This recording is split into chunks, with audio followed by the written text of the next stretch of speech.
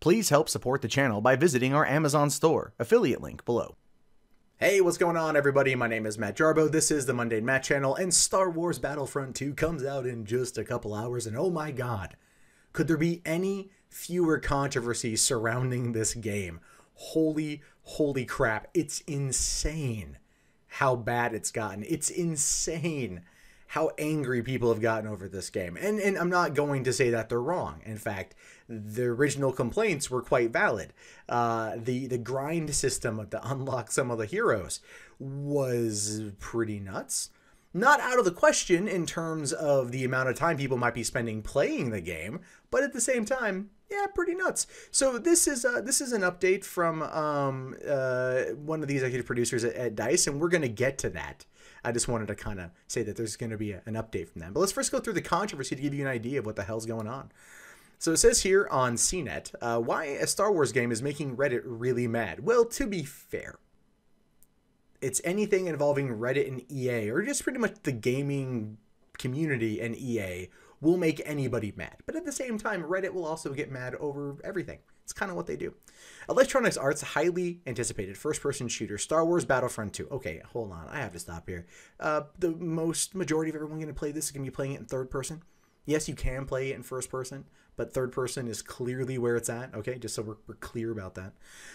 Will come out on Friday, but some players' excitement for the game has already been seriously tempered by frustration. Again, it's an EA title. This seems to be the thing.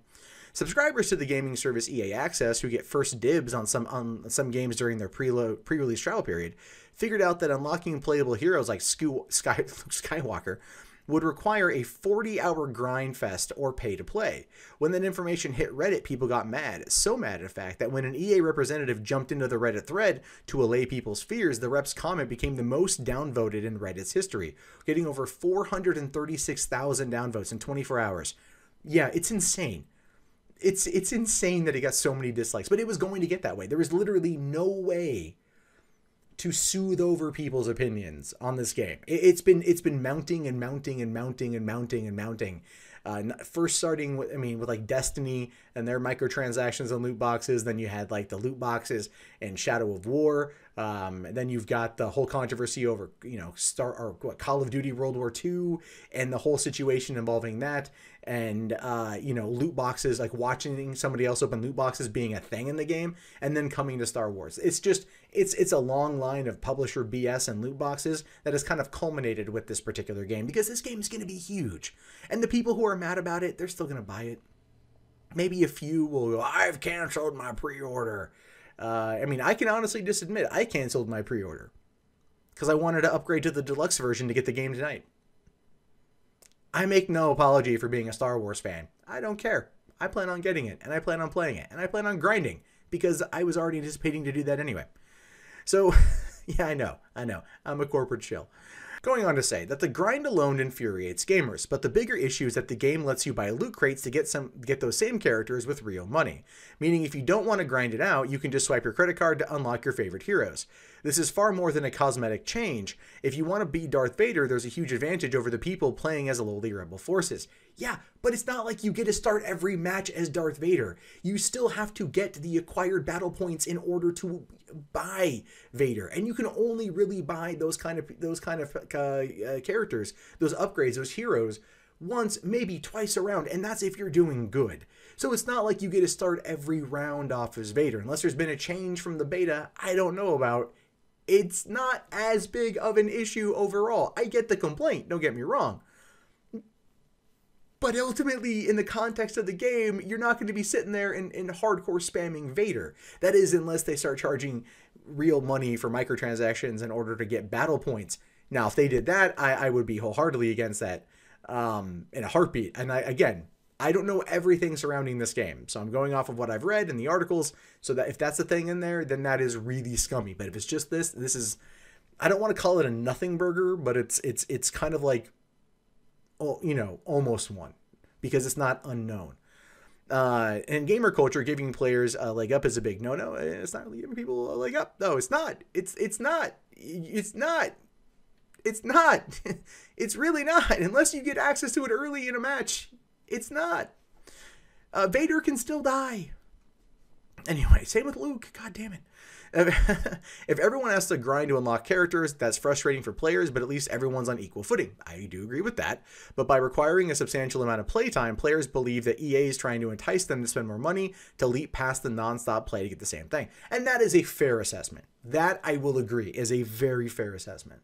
Because it feels like that, but that's also part of the grinding. You do get more points if you are placed in like the top 3 on a match, which is kind of scummy, and I understand like it's pushing you to be a more competitive player. So I get that. There's elements that they're going to need to really work on though. Players are worried that this might open the floodgates so that other companies will start doing the same thing. That's always the argument with these things, right? If the idea behind a loot box is buy with your, or is vote with your wallet, then don't do it. And as a result, then they don't do it because it's not spending money. But people out there are going to spend their money how they want. And by this kind of anti-loot box mentality, you are kind of telling people how to spend their money, which is kind of funny in an ironic way. So anyway, it says here that when the post titled, "Seriously, I paid $80 to have Vader locked," it went up 24 hours ago detailing how it would work. Reddit users jumped all over it, saying, "I have just achieved a sense of pride and accomplishment from canceling my pre-order." One wrote, another wrote, "If I had a credit for every downvote you've gotten, this could have unlocked Darth Vader." And he's referring to the EA community manager, or the community leader who came in to have the most downvoted comment. And it goes on to say that EA's criticism isn't new to Reddit. The company has won the award for Consumerist Worst Company in America based on similar business practices that people call predatory. It won in like 2012 and 2013, which is really funny because that angered a lot of people who aren't gamers. So, but here's what the Reddit comment said. "The intent is to provide players with a sense of pride and accomplishment for unlocking different heroes. As for cost, we selected initial values based upon data from the open beta and other adjustments made to milestone rewards before launch. Among other things, we're looking at the average per player credit earn rates on a daily basis, and we'll be making constant adjustments to ensure that players have challenges that are compelling, rewarding, and of course, attainable via gameplay. We appreciate the candid feedback and the passion of the community is put forth around the current topics here on Reddit, our forums, and across numerous social media outlets. Our team will continue to make changes and monitor community feedback and update everyone as soon and as often as we can." So it comes across to me that they're like, look, we've been analyzing the data from the open betas. This is how we feel people are going to be earning this stuff. This is kind of a set unlock, a grind. Okay, but why is it that with, I don't know, like WoW and MMOs and MOBAs, you never hear about this sort of thing? You never hear about this coming out of those camps. But when it comes to EA, especially EA, you hear about this all the fucking time. It's just insane to me. I find it to be insane. And people are reportedly, allegedly sending death threats now, right? And I don't know how true those are. You see that a lot. There was like, the team behind one of the Call of Duty games tweaked a gun setting and the guy got like death threats or something. It's ridiculous when this stuff happens, and no one should send death threats. No one should ever have to receive death threats. They're pesky and they're annoying. I know. I get them. So there's that. It's dumb. This whole thing is kind of dumb. Anyway, let's go on to what the EA statement is, because I'm curious to see how they're going to fix things. Because this is a big enough PR nightmare right before the release of the game that's going to force them to do something. Saying here, from the start of the project, listening to fans has been important in making sure that Star Wars Battlefront 2 is the best experience for all of you. We've done this with the closed beta, through the beta last month, and our play first trial, and we continue to make adjustments based upon your feedback as the game launches worldwide this week. Listening and providing choices in how you play will always be our principle with Star Wars Battlefront 2. We want to ensure that the game is balanced and fun both today and for years in the future. Keep in mind, these games are being, established to be like a 2-year run. They want to go to the next Star Wars coming out in, episode 9 in December 2019. Like, this is going to continue going on until then. And they also got rid of season passes. So they got rid of what people were calling a predatory season pass system for unlocking new content. They're going to have all this stuff behind these kind of grinds. And so that's how they're doing it. And again, that's not uncommon for gaming these days. And it's entirely, and I love to use this word because people seem to forget it, but it's optional. Entirely optional. Making games great comes from regular tuning. As one example, today we are making a substantial change based upon what we've seen during the first playtest trial. There's been lots of discussion around the amount of in-game credits and time it takes to unlock some of our heroes, especially Luke Skywalker and Darth Vader. Unlocking a hero is a great accomplishment in the game and something we want players to have fun earning. We use data from the beta to help set those levels, and it's clear that more changes were needed. So they're listening to feedback, right? A lot of vitriolic feedback, but feedback nonetheless. So we're reducing the amount of credits needed to unlock the top tier heroes by 75%. Luke Skywalker and Darth Vader will now be available for 15,000 credits, Emperor Palpatine, Chewbacca, and Leia Organa for 10,000, and Iden at 5,000 credits. Based upon what I've seen in the trial, this amount will make earning these heroes an achievement, but one that will be accessible for all players. Okay, making it easier for those who are casual versus a more hardcore Battlefront fan. And this is one of those scenarios, too, where it's kind of like if you want to earn more credits, you gotta, and to quote fans of Dark Souls here, you gotta get good. This is a grind, but grind based also partly on merit. That can be purchased early if you wanted to. It's, again, optional. If somebody wants to blow $80 to unlock Vader, then they're blowing $80 to unlock a character that can be used a max of 2-3 times in a round. And even then, if you're sucking that round and you're not getting the battle points, you ain't unlocking that damn character. Just to remind you. So, he goes on to say, it's a big change and one that we can make quickly. It will be live today with an update that is getting loaded into the game. We've also been listening to how much you're loving features in the game, Starfighter Assault, 40-player MP battles, Darth Maul lightsaber throws, etc., as well as what you haven't liked. We know that some of our most passionate fans, including those in our subreddit, have voiced their opinions, and we hear you. We're making the changes to the credit levels for unlocking heroes, and we're going to keep making changes to improve the game experience over time. We welcome the conversation. Now, if you have to, one thing you have to remember too is Star Wars Battlefront, when it came out in 2015, was really crapped on by a lot of gamers. And then they listened, and then they've changed, and the game became a lot better after the first year. By the time Rogue One rolled around and they dropped the Seraph expansion and the extra map and stuff, the game was a lot more fun, a lot more balanced. Then they announced Battlefront 2, and the game, just based upon the open beta, was a lot more fun and a lot more balanced. They learned as the game went, but they're still a company looking to make money. That's one of the things I don't understand about gamers who get critical of these companies. They're in it to make money.